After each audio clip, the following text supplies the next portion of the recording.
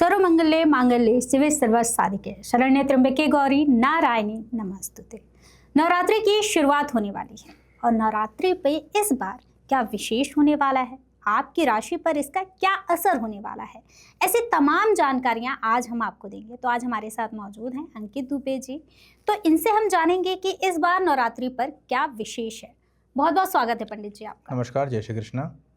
सबसे पहले तो मैं यही जानना चाहूँगी आपसे कि इस बार जो देवी की पूजा होने वाली है, 22 तारीख से नवरात्रि शुरू हो रही है, तो इस बार क्या विशेष होने वाला है?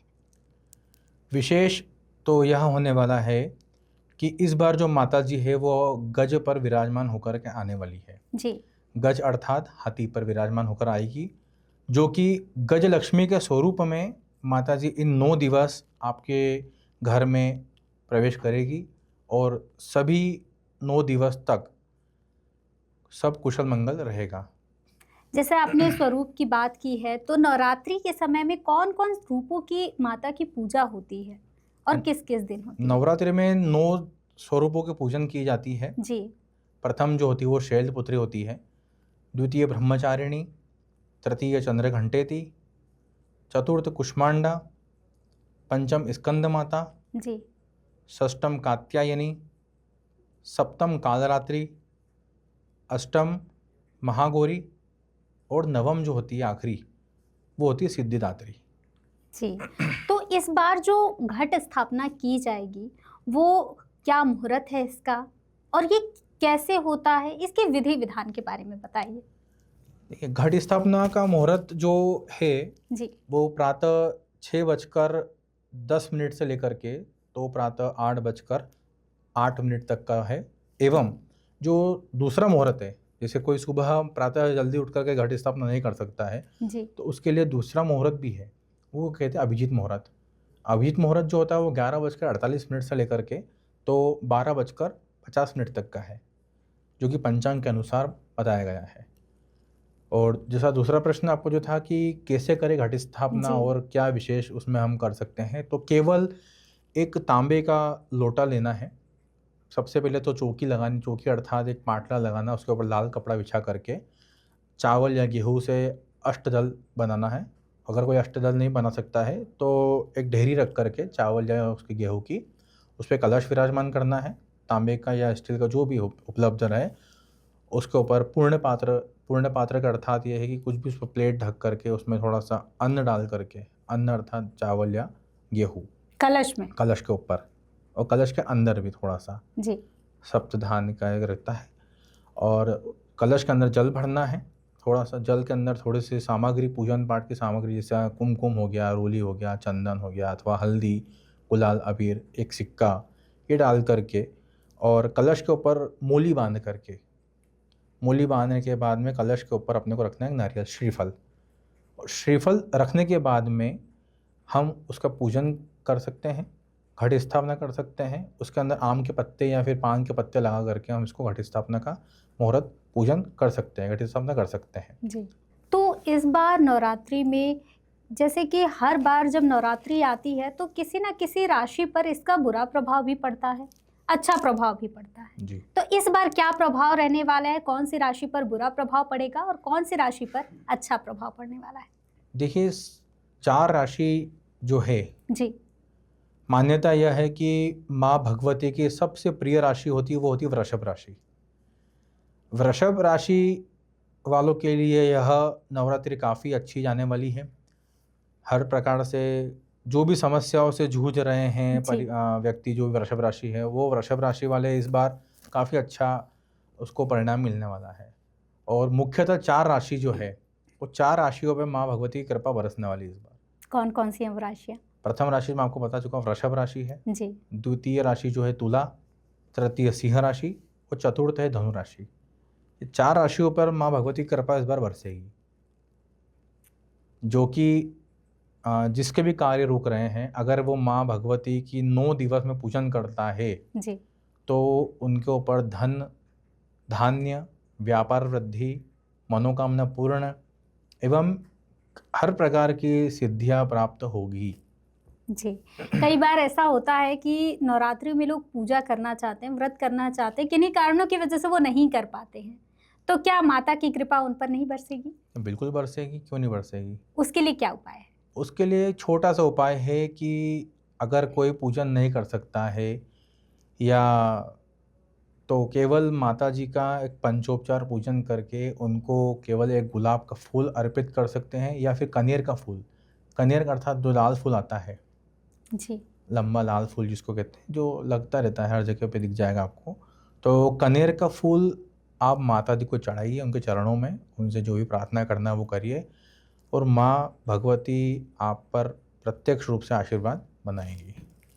नवरात्रि में कौन से मंत्र से माता की पूजा करनी चाहिए और कौन सा पाठ करना चाहिए जिससे माता को प्रसन्न किया जा सके? नवरात्रि में जो पाठ होता है जी। वह होता है सप्तशती का पाठ। सप्तशती का पाठ हिंदी अनुवाद भी है और संस्कृत अनुवाद भी है। जी।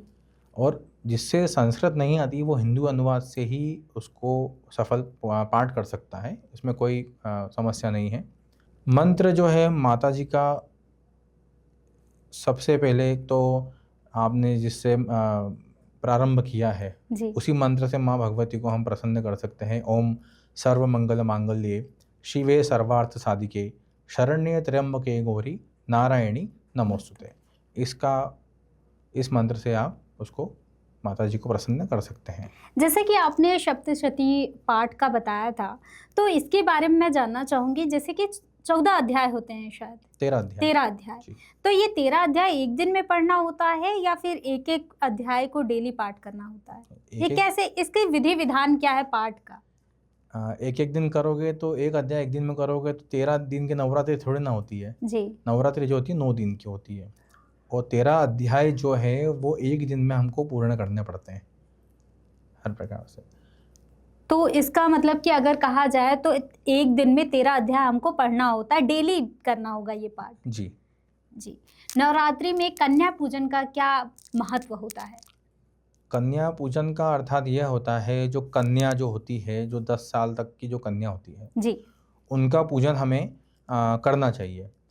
उसके करने से यह अर्थात यह होता है कि कन्या जो होती है वो माता का स्वरूप मानी गई है शास्त्रों के अनुसार। तो अगर हम कन्या के पैर पूछते हैं, उसे जो भी हम भेंट देना चाहते हैं कन्या को, तो वह जो कन्या रहती है उन 9 दिवस में माता के स्वरूप में ही आपके घर पर आती है, भोजन करती है, कन्या भोज जिसको हम कहते हैं। जी। और उनके पैर पूछ करके जो भी हम उनको दान दक्षिणा जो भी देते हैं वो सीधे माता जी को लगती है। इसलिए कन्या पूजन सर्वमान्य बताई गई है इन नवरात्रियों में। जी। नवरात्रि के समय में जैसे कि अभी बहुत लोग ऐसे होते हैं जो पूजा पाठ करने का पूरा विधि विधान नहीं जानते हैं, कई बार हमसे गलतियां भी हो जाती हैं। जी। तो हमें क्या विशेष ध्यान रखना चाहिए पूजा करते समय? पूजन करते समय विशेष ध्यान केवल इतना सा रखना चाहिए, सबसे पहले तो मन स्वच्छ होना चाहिए, जी। उसके बाद तन स्वच्छ होना चाहिए और जितनी सात्विकता रहे 9 दिन में उन 9 दिवस में सात्विकता रखनी चाहिए। कई लोग जो होते हैं वो मांस मदिरा का प्रयोग करते हैं, जो कि करते आ रहे हैं या करते रहते हैं, परंतु जो भी अगर इन 9 दिवस में माता की आराधना करना चाहते हैं तो सात्विकता का विशेष करके ध्यान रखें और अपने मन को स्वच्छ रखें। मन स्वच्छ रहेगा तो हर सब कुछ स्वच्छ रहेगा। नवरात्रि का ये जो समय है, इस समय बहुत सारी चीज़ें में बदलाव आया है, परिवर्तन आया है। पहले के अकॉर्डिंग अगर हम बात कर रहे हैं तो पहले और अब में बहुत परिवर्तन आया है नवरात्रि को सेलिब्रेट करने का। जो परंपराएं थी वो भी बहुत सारे लोगों ने बदल दी हैं, अलग अलग परंपराएं बताई जाती हैं। तो इस पर आप क्या कहेंगे? देखिए, समय के साथ सब कुछ बदलता है जी। है ना। आजकल जो परंपरागत जो चीज़ें होती थी पहले नवरात्रि के समय पे, वो अब बहुत कम देखने को मिल रही है। जी। जैसे नई पीढ़ियाँ जो है वह आजकल केवल डांडिया या गरबे पर ही ध्यान देती है। कई बार मैंने भी बहुत चीज़ें देखी है पंडाल में, मैं जब भी जाता हूँ देखने के लिए, आरती करने के लिए, तो आरती जब माता जी की होती है गरबे के शुरुआत में प्रारंभ होने से पहले, आरती में जो दर्शनार्थी रहते हैं वो नी के बराबर रहते हैं आजकल। और डांडिया जब होता है तो इतनी भीड़ हो जाती है वहाँ पर, इतने लोग आते हैं वहाँ पर कि उसकी भी कल्पना नहीं कर सकते हम, बिल्कुल, है ना।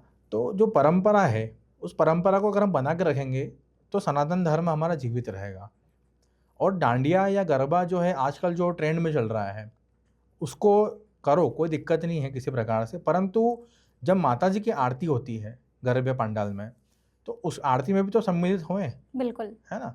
तो सम्मिलित होंगे तो माता का आशीर्वाद कब बनेगा? जब हम आरती में सम्मिलित होंगे, उनका हम आशीर्वाद लेंगे, जब जाकर के हमारे ऊपर माता का आशीर्वाद बने रहेगा। नहीं तो अन्यथा कहीं भी हम जाते हैं देखने के लिए पंडालों में, तो वहाँ पर भीड़ इतनी रहती है, गरबे में भीड़ रहती है पर आरती में भीड़ नहीं रहती है। जी।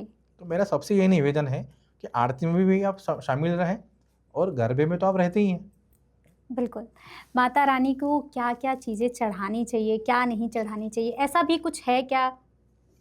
माता जी को केवल चूनर चढ़ाने चाहिए।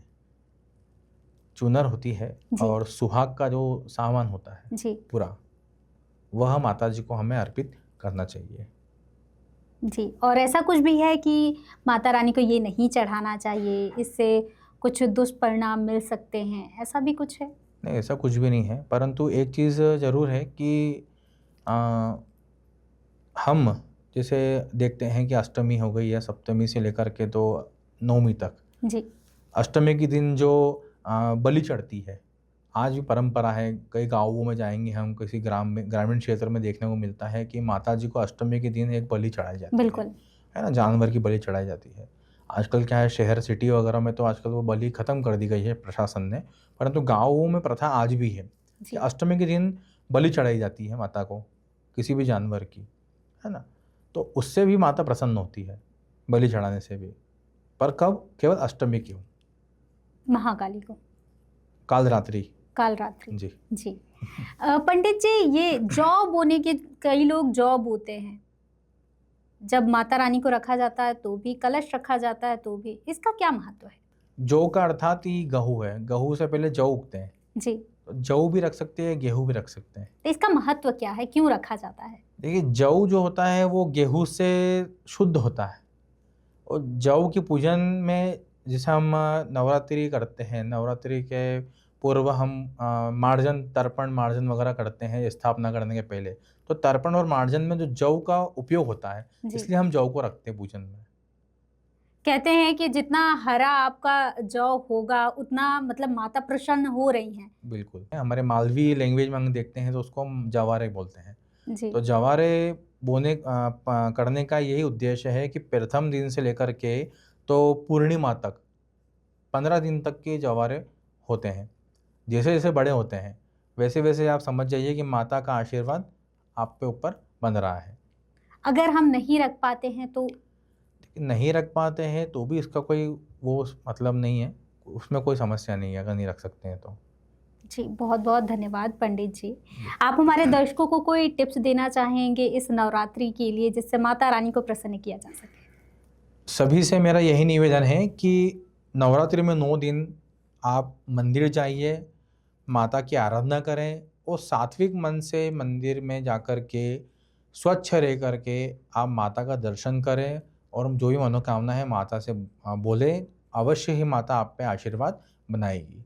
जय महाकाल। जी, बहुत-बहुत धन्यवाद पंडित जी। तो आज हमने पंडित जी से जाना कि इस नवरात्रि क्या करना चाहिए और क्या नहीं करना चाहिए। आपके लिए नवरात्रि कितनी विशेष होने वाली है। ऐसी लगातार हम वीडियो आप तक पहुंचाते रहेंगे। देखते रहिए समय नाम। धन्यवाद।